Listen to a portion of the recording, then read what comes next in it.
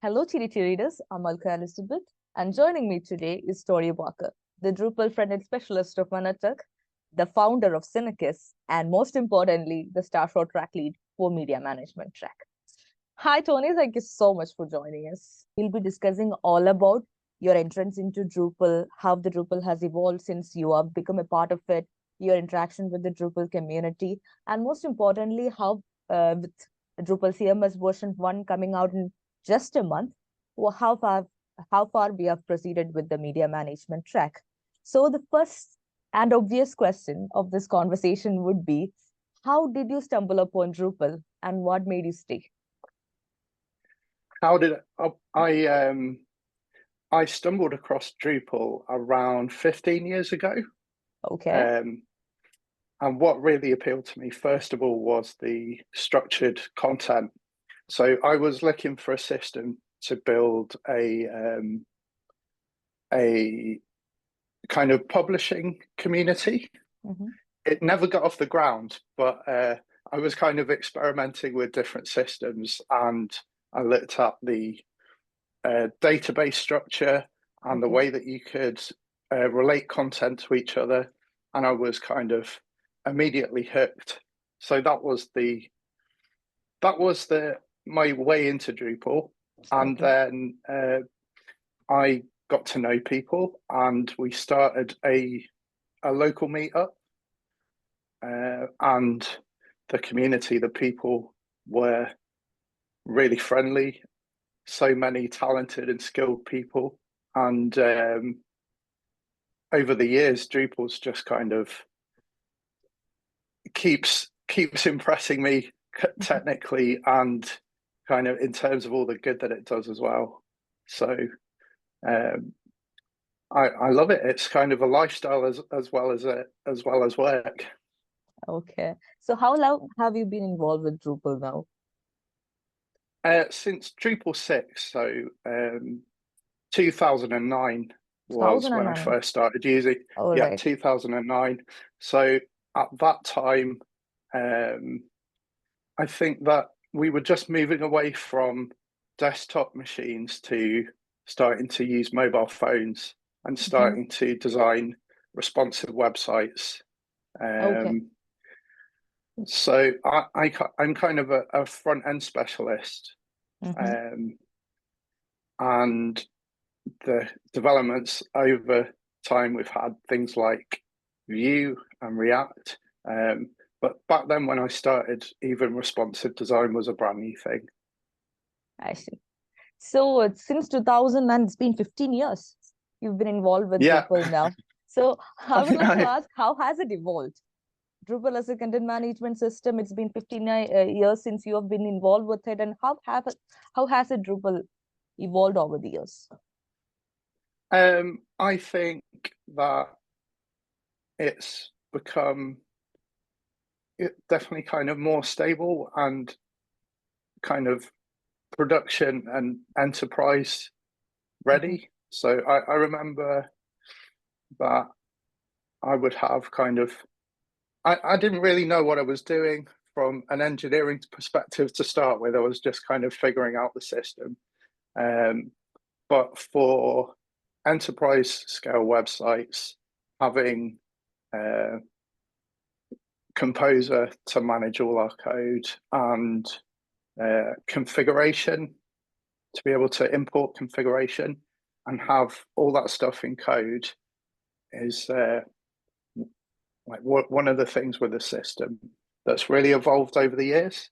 And then one thing that's impressive with Drupal is that it keeps up to date with integrations and new technologies. So that's kept evolving as the internet changes and as channels change. And now, at the moment, we have kind of really advanced AI capabilities. So that's just another example of something where Drupal is at the forefront, and something that we didn't have, was unimaginable really 10 or 15 years ago. Okay. So while I went through your LinkedIn profile, I came to know about your involvement with Annertech. You've been with Annertech more than 3 years now, almost nearing 4 years, and you've also founded Synekis. So I would like to know more about Synekis and how has your involvement with open source community, open source Yeah, like viewpoints have influenced you in the foundation of Synekis. yeah. Synicus is a small company that I founded in 2012, Okay. and to begin with, it had a different name. It was a company called Orange Punch, and I was collaborating with designers and making video content as well, and doing lots of different things. And then around, I don't know, 6 or 7 years ago, I decided to focus kind of completely on the technology side and less on the creative side. So more kind of where my skill set lies. And so kind of focusing in more on web development and less on a full service offering. That kind of I knew of Annertech for for a very long time, and I knew some of the developers from the Drupal community. So Annertech has a distributed team based in Ireland and the UK, but they have developers throughout Europe and in England too. So 3.5 years ago, there was the opportunity to come on board and work for Annertech, and I've enjoyed every minute of working with them. Okay. So I've been working largely on their managed services team. So we've done a lot of work on performance and improving kind of existing sites, as rather than the project side, which is new builds. I've been working with the managed services. So that's one of the things that led me into media management, is kind of all of the work that we've done in managed services to fine tune performance and fine tune image handling and those sorts of things. And I have to say, Annertech have been kind of spectacular in their support of Starshot and contribution work. Yeah. Now that you mentioned that, while I was researching about Tony Barker, obviously, and I went throughout every piece of information I could find about you on the web, and I stumbled upon a blog post by Stella Power from Annertech, and she was talking about your you taking over the Starshot management, media management track, and she has mentioned it in such a way that Tony's first task is to do an assessment and propose a recipe or starter kit for a media management solution that will result in better and more intuitive media management. That's how she has begun the blog post. Okay. So I would, yeah, so yeah. I would like to know, like, I am not someone who comes from a tech background. And when I read this kind of stuff, we'll get intrigued. Okay, what are they trying to get at here? What are you trying to achieve with media management track at Drupal Starshot? Yeah, so I think the first thing to say is that it's happened extremely quickly. So Dries only announced the initiative in the spring. Yeah. Yeah. And then we had some kind of video calls where people were discussing the initiative. And that's kind of where I first kind of got involved. And then we started with a blank sheet of paper, really, for what we could do with media management. And the goals, I suppose, were three things. So first of all, media is really important for making an emotional connection with people visiting a website. So how you present video, images is kind of how you tell your story. So if you have if you have blurry images, then that obviously detracts from the experience that people have. So the first thing is to have kind of present things really well on the front end. Then the second goal is to try and take friction away from the editing experience, because if it's difficult to upload your files or to enter your accessibility alt text or to use the editor, that can kind of slow down editors in trying to achieve what they want to with their content. So the editor experience was really important.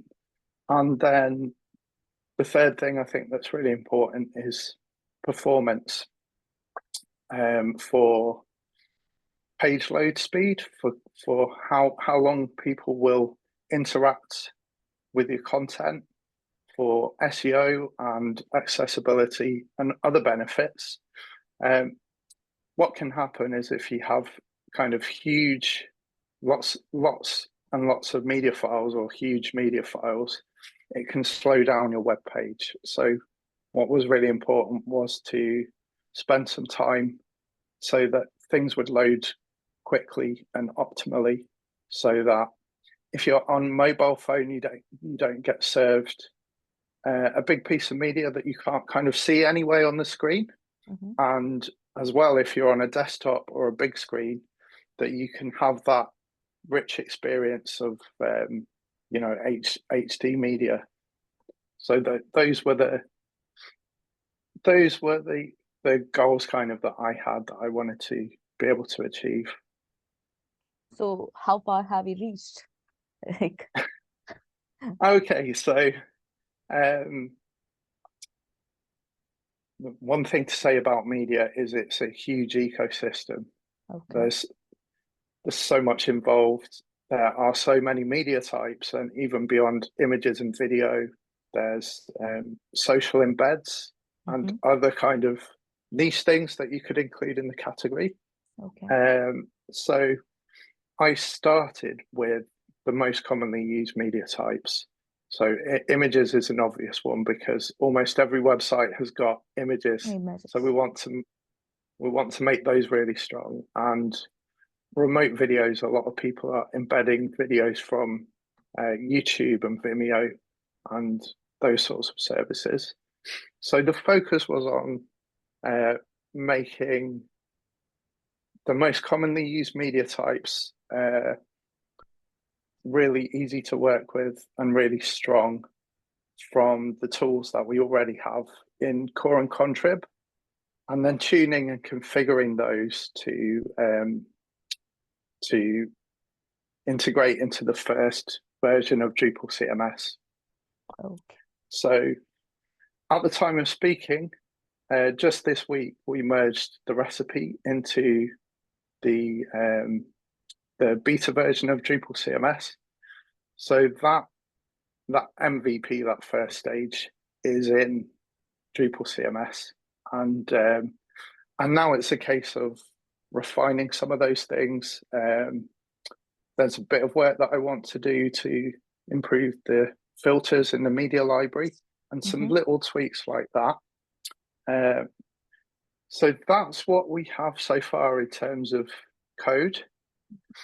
And then there is a kind of a bigger piece, a long kind of ongoing piece, if you like, for all the opportunities that we have to make improvements to the system or to add new recipes and new features.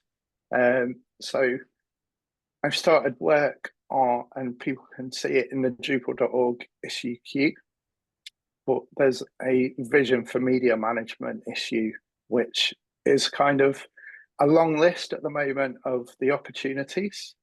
And what we'll do is prioritize things and see what's possible, see what might take some thinking and some discussions with people in the community to see which is the best way to go.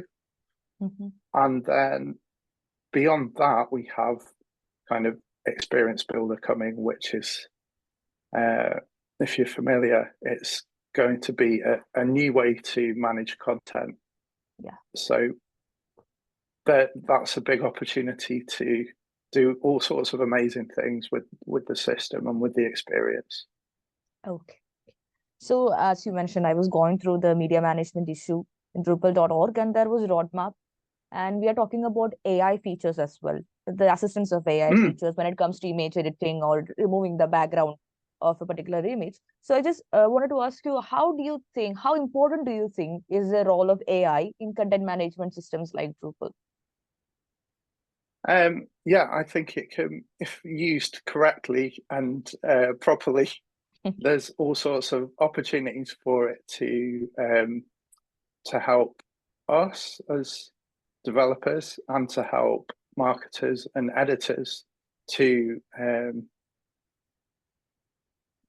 get their work done more effectively, more efficiently, and more easily, to present information so that people can find out about topics like accessibility, which might not be something that's obvious or something that fits with the kind of the field UI. And then for getting tasks done, like adding fields or creating a view, something that you might need a bit of knowledge to be able to do those things in Drupal configuration. Okay. AI is going to be able to help us to create those things and configure those things without the administrator having kind of a lot of background knowledge about how Drupal works. So that's a big opportunity. And then you mentioned kind of cutting out backgrounds. So I don't know how we do that yet in Drupal, but it's something that I see is available in some systems and some content management systems. And I don't think that Drupal should become a kind of a fully featured image management system, but cutting out a background is something that I think lots of people would like to be able to do and would be a useful thing for lots of people. So it would be lovely if we could figure that out so that you could click a button and then the background would just automatically be cut for your use case. I think that would be a useful thing. You know, when we figure out how to do that. Okay, let but me know we when. were but we were already Jamie from Freely Give has been doing some amazing work on the AI track. So we already have a lot of the capabilities and features to do actions and you know, to have chats with editors and to help them to find information and to get work done. I see. Anyway, you let me know when you are able to do that, cut out the image, because it will help me so much. Because as a journalist, you know, I'm just so struggling with the posters and images and everything. Okay. So moving on, well, before you move on, going about your work, I'd love to hear, you know, not now, but if you can follow up and let me know the problems that you have and the things that you'd like to see. The more information and the more insights we have about what people would like and how they use media, the better. So I'd love to hear that. I'll definitely get back to you on that thing. It's about making our experience better. So I'll definitely leave you a comment on that. I think moving on, so whatever the discussion we have had so far, it's definitely an ambitious project. There is a lot of innovations happening. There is a lot of updates happening. So even with all these features coming in, how do you make sure that the user experience stays simple and intuitive? Yeah. Well, there's a balance to strike between innovation and, I suppose, quality of experience. For the first version, I've played it safe, I would say. So I've gone very much with only including things that are obvious, that are not controversial, that everybody is going to want to use, and that we know work well and don't have kind of any drawbacks or any conflicting requirements. So I think the first version is very safe and easy to use and simple. But then we want to kind of rapidly make advancements and improve things and add new features and do things that we might not even have the tools for at the moment. So as a community, I suppose, and as the people who are kind of driving the various tracks of Starshot and the Starshot leads, we also might think about, well, there might be this potential drawback to something, but it's going to get us to where we want to be a lot faster. So that there might be cases where we want to include something innovative as an experimental feature. Recipes gives us amazing potential to add things to the system that aren't out of the box or that everybody doesn't have. So, maybe there's a way that we could flag things as experimental. But I think the base should be stable, and then we want to balance that with having moving fast too. Okay, right. So accessibility is a very big talk at the moment. It's a very big conversation happening in the tech world. So I just want to know how the work that has been done by the media management track is making the entire experience more accessible for the users. What are your deliverables from that part? Yeah, I think we discussing earlier about the big kind of changes to web technology into Drupal over the years, and definitely in recent years, accessibility is becoming critical for everybody, and as well as a kind of a compliance thing, is something as an open source community that we want websites to be accessible for everybody. So it's already built into Drupal. It's already baked in. So I haven't had to do kind of anything particular so far in that early configuration for accessibility that Drupal doesn't do out of the box.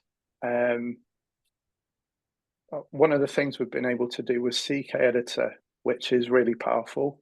And when I evaluated and did some research on other content management systems, one thing that was really difficult to do in lots of cases was if you have an instance of an image, and let's say you start with 4 people in your image, but you crop it. So once you've cropped it, you've only got 2 people in your image. Now, when you upload it, if you enter some alt text, then your alt text might describe that it's an image with 4 people in it. But when you crop it on the web page, now you've got 2 people. So your alt text description doesn't any longer describe what people see in the image. So one of the things we've been able to do is using CK editor with the cropped image that you actually present on the web page, you can override that alt text, which is a really powerful feature. And something that we can do, this is kind of the difference, I suppose, between Drupal CMS and somebody building a site with Drupal core, is that if we want to do that in structured content, we can configure that as developers as we go. But we're building a product for Drupal CMS where we want to be able to do that out of the box for people. So there's work to do on the features that we're going to build, and when we're building Experience Builder, to make sure that we've got those powerful features in the new things that we do and with innovation. But you know, I'm pleased to say that the features should have really good accessibility, and that is, you know, thanks to the work that lots of people have done to make that happen already out, you know, in Drupal core and Contrib. I see. Yeah, that's great to know. Now that's for my track, but there is an accessibility track, and they've done lots of work, and there are tools in there to scan your pages for access issues. So, yeah, I think that pretty much sums up what has been happening in media management track.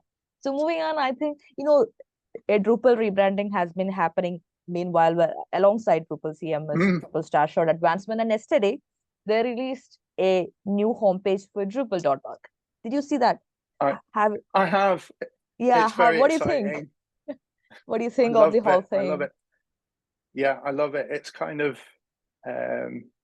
it's a lot more vibrant. So yes. I think I've got to be honest. I still love our, I guess, more techie, more technology feeling kind of blue traditional Drupal. But I love the new style. It's very kind of colourful and vibrant. It's catchy. It's catchy. It's modern. Yeah. Yeah, and I saw we already have the Drupal CMS button, which takes us off at the moment to learn about the initiative and takes us off to the Drupal CMS kind of section. But that's where people are going to go when we release version 1 to go and download it. So that's really exciting. Yeah. So what did you think? Yeah, I loved it actually. Coming from a tech background and being in the content field, it's really vibrant. It catches your, attention when it comes to multiple colors, and it's very, it's chic in a way. You look at it and love it. It's like you see something very interesting and you just want to linger on in the page a bit more longer, know about what's happening. I think it gives that vibe, personally. All right. So, and with Drupal Singapore happening in just 4 or 5 days, and Dristnot is obviously going to happen. So we have had the progression of Drupal Starshot Advancement in every DrupalCon since DrupalCon Portland. You were also part of DrupalCon Barcelona, and you were in that panel, Drupal Initiative Key Leads panel. So how do you think this community engagements, the meetups, the DrupalCons, the local gathering of Drupalers, influence your Drupal, your way of Drupal, and how it shapes the Drupal community as a whole? Well, I would say I have quite a short attention span. Personally, that's kind of my character. So I'm not so good at reading long, kind of lots and lots of text. I'm not so good at focusing on kind of a long tutorial series or something like that. So I learn really well in person. Yeah. So one of the probably the most important way that I learn about how people are using Drupal and how to do things in Drupal is from conferences like DrupalCon, where you have workshops and sessions, and you can choose the topics that are relevant to you and that you want to kind of learn about. But the great thing is that any sessions that you can't see because you can't be in 2 places at once are available online, so you can still watch it. kind of watch those back, the bits that you couldn't get around to. So that's kind of one way that's really important. And then locally is more kind of a discussion based thing, I suppose, where people can discuss and talk to each other about specific problems that they might be facing. Mm-hmm. So I remember when we were first kind of getting used to using Composer to manage our Drupal projects. The Drupal Yorkshire local meetup was really useful then for people to kind of figure that out and talk about the problems that they were having and find kind of smooth ways to work. So from the learning aspect, it's kind of is vital. Mm-hmm. But then the other side of it is just discussions and kind of taking inspiration because the experience of Barcelona and to be honest, this this happens almost every time. I get a lovely feeling from going to those events and Mm-hmm. it inspires me and it motivates me in the work that I'm doing. Okay. And I think, I feel as an open source community that there's a lot of value and it's quite inspiring to be able to work on things, whether it's a big piece of work you're doing or a single line of code that you're helping with. All of these people working together to achieve what we've been able to achieve with the technology is really inspiring. So that motivates me every single day. Yeah. So are you attending any DrupalCon next year? You're going to Vienna? Yeah, yeah, I intend to be definitely to be in Vienna. Mm-hmm. Um, we are also in discussions about. Was also in Drupal Camp Scotland recently, Uh-huh. which was great fun. That was a really good day, Okay. and we had a small kind of camp also in Wales in the summer, which was really good in Mm-hmm. Anglesey. Um, but we're in discussions about whether we could have a larger camp in England potentially.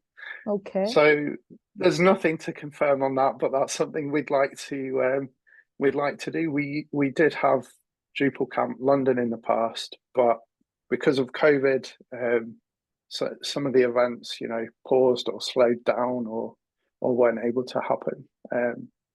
So watch this space for something Drupal England or Drupal Camp England or something like that coming because that would be wonderful. Yeah, that would be actually wonderful. With even in us, the drop times, we are trying to mobilize the Drupalers around the world, conduct small local meetups, bring in more people, bring in more engagement. That's what we Yeah, are trying to do at the moment. We are running an initiative from that basis. So we are all in. Just, yeah, if that spark ever lightens up, just let us know. yeah. But I think the Starshot initiative and Drupal CMS and Experience Builder and all those things are going to help us to drive that activity, drive that engagement, get people involved, Mm-hmm. have some new people that maybe today don't even know that Drupal exists. Will get into Drupal. So all of these things are brilliant. Yeah. So are you really saying that all this excitement about Drupal CMS, Drupal Starshot, because everyone is talking about Drupal CMS, everyone is talking about Drupal Starshot. Do you think the excitement of people are justified? Like, is something big coming? Is it going to change the trajectory of Drupal in a long-term basis? Yeah, I think it already is. Uh-huh. I would sound kind of a note of caution with the early phases because you were talking to me about keeping things simple and to have a good experience. So perhaps the early versions aren't going to be that fancy or jazzy Mm-hmm. or attractive. I don't know. People can kind of judge for themselves, I think. I think we're building a very, very good base on which to build upon. Okay. And it's done really well. Some of that's going on in the background, so that might not be the big bang pizzazz kind of thing, but I think that is coming as well, with the things that we can build on top of it, the new features that we're kind of working on and working out, and um, when Experience Builder launches, I think everybody's kind of excitement is going to be released and realized at that point as well. But I think all the excitement is justified because we're already kind of working in a way that we've never worked before, Mm. where we're looking at the system as a whole and bringing together experts and different people in the community to kind of figure out what's the best way to do some of these things. And we're looking at things through a different lens where previously we might have been thinking a bit too much from a developer perspective. And now we're looking at the system with fresh eyes. So it is exciting, and I think it's already very good. That's great to know. So I think I've pretty much covered everything, and I'll have few personal questions to top it out with. So you've been involved with Drupal for 15 years now. So what do you Mhm. think is your proudest contribution to the community? Well, I think two things. This is right up there. Drupal CMS, and it's an honor to be involved with, and it's been a lot of fun as well Mm-hmm. to work with the people from the various tracks. But I'm really proud with what we've been able to achieve, not least because we've done it in such a short amount of time. Mm-hmm. So one of the challenges has been that we are working with a recipe system that's fairly new, and it's a system I'd never used before. Kind of building Drupal CMS, and we have lots of different recipes in there that have dependencies on each other. So that's been quite complex to make happen. So I'm very proud of that. And then to for the to be part of the team at Annertech as well. I don't know if you're familiar with Local Gov Drupal, Yeah. which is a project for that began in the UK for building local government websites like council websites. That is something quite brilliant, I think, that we've been able to create a system that is open source, and the websites are fantastic, and they share common features. So it makes sense to have a system that does all of the things that councils need kind of out of the box. So being involved in that, is another kind of proud contribution achievement. That's two. Your involvement with Drupal CMS and local gov Drupal. It's fantastic to know all these things. And one more question, my last question. Yeah. So Okay. I think you've been comfortable all this while. So moving on to the last question. The question I was like, so down the lane, it's a basic interview question. What do you aspire for your future personally and for Drupal? Where do you see that in, say, 5 or 10 years? What do you think Drupal should attain in the future? I think the answer to that question is that we don't know, right? Because if we were asking ourselves that question 10 years ago, I don't think that we could imagine where we are today. I suppose we have to think about devices. Devices might look quite different in 10 Future? years' time. So we might be projecting things onto, I mean, this has been kind of visualized in fiction for a very long time. So I don't know if it will actually happen, but maybe we won't have physical screens and we'll be projecting things onto walls, or instead of talking to you in kind of 2 dimensions, maybe we'll have a way to do that in 3 dimensions in 10 years' time.